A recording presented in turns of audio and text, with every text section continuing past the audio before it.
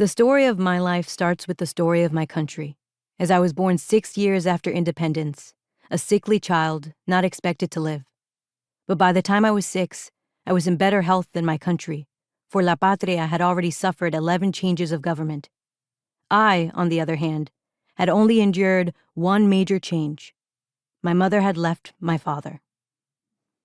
I could hardly remember my parents' separation, and as for my country, I grew up amid so many wars that I had no real understanding of the danger I was in. What I feared was not the revolutions themselves, but the dark hole underneath the house that we had to hide in whenever a war broke out. We children had no idea what the fighting was about. One side was red, and the other side was blue, color being the only way we could tell one side from the other, though both sides said that whatever they were doing for La Patria. We had fought off an invasion from Haiti, and soon we would fight a war with Spain. Now, we were fighting among ourselves. I still remember the song my sister, Ramona, and I used to sing. I was born Spanish.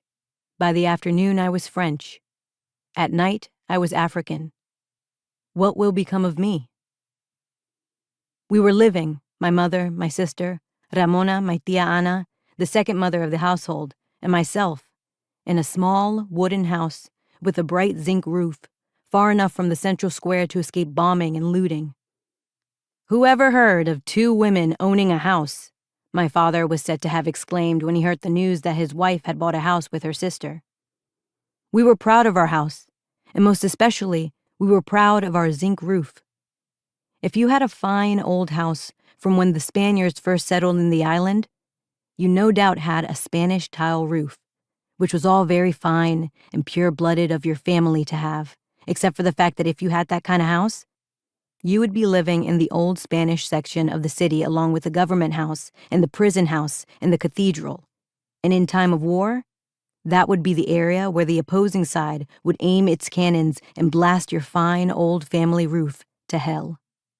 And so, a zinc roof from the United States of America, which was a country much closer by than Spain, was a more convenient roof to have in 1856 when I was 6 years old and bombs were going off up and down the streets of the capital as the Reds fought to recover La Patria from the control of the Blues.